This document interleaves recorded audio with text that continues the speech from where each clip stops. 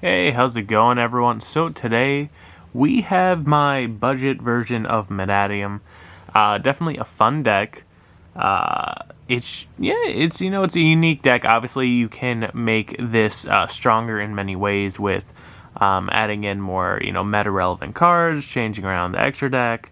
Um, Even with the extra deck, I have in my Scareclaw deck the fusion card, that is really, really good and broken, which would be great in this, but just leaving it in there, even though I could obviously move it around. So if anyone comments about that card, yes, I got it. Luckily, I actually pulled one and got the other one cheap before the prices went up crazy. So happy for that. Would have been cool if I got a playset, but I did not. But without further ado, let's dive into this because talking about a different deck doesn't matter because right now we're going to show this off. Happy I do have the new foiling of, Visa Starfrost himself. Back talking about my Scareclaw deck, I have the original secrets, but, this is just as pretty, so it's a win-win either way. And also, this was super cheap to get new copies. The new card, which, again, pretty cheap. I thought it was going to be a lot more money. Maybe it has went up, but I got it, I guess, when it was really cheap when it first came out. So Visa's Samsara. Actually, I think it did go up since now the deck is doing well. And then I have 3 Mannadium Ruimheart. I'm basically playing all the main ones, except the Tearlaments. And then Reichhardt for the Scareclaw. And then the Mannadium cards themselves. Torrid. Fearless. It is funny though because to me it's like weird. This deck has very good potential and it has had good toppings, but something about it still feels like it's missing. I guess with the extra deck. And then Meek. And then also there are spells and traps for it that are great, but also just super expensive. So that's why this is still a fun budget version. Reichphobia probably would take one out. What I do have on the side, one card that I was debating on is a 3rd copy of New World because, as you'll see in the deck, I have 2 of them. So if I would ever swap out, it would probably be that. Scareclaw Arrival. And then Scareclaw Straddle. So I do like how it does have very good recursion for special summoning cards back to the field. And, the Realm Resonance. Yep. Resonance. I'm tired. Even though you'll see this a different day. It's nighttime when I am filming this. But, I just really like how they're all great at special summoning everything back. This is a card where, since it's continuous spell, I feel like I wouldn't want 3. But this is a card you really want to see.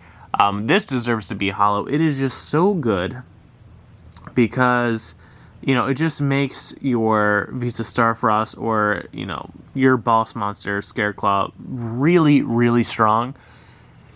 I wish it also included, a card where it says like, oh, it needs Visa Starfrost, to synchro summon it, or if it says a Mannadium synchro monster, just because that would just make this such a perfect card.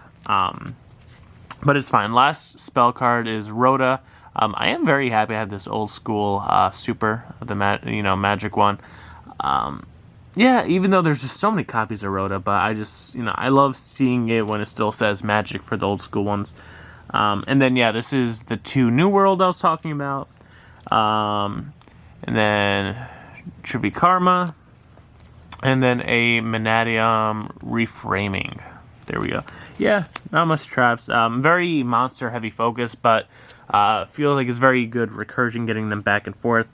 Also, with one of the newer cards, Mannadium Trisukta. I am for sure butchering that name. But yeah, definitely awesome how this is a tuner as well. I will say what is cool, which I could do, is Ultimate Tsukiyomi would be great with this deck. Just because, you know, since he's a level 6 and then also Visas is a level 6, can easily, my bad, try to make that out, or any of the other bigger boss monsters. Actually, is Visas a tuner as well? Actually, let me quickly see. Yeah, Visas is a tuner, so that's kind of the issue, is I would have to do it with the other ones, so not him actually. But yeah, that's kind of the issue. This is my only level 6 that is not also a tuner.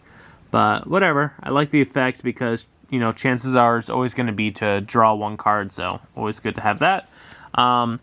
This card is just, I wish, like, this was a holo, or, like, it'll come out to be one. It is such a great card for almost any deck that you could summon a level 6. Very, very good. Oh, my bad, jeez. Alright, and then Visa's Amritara, my bad. The glare made it look like a K.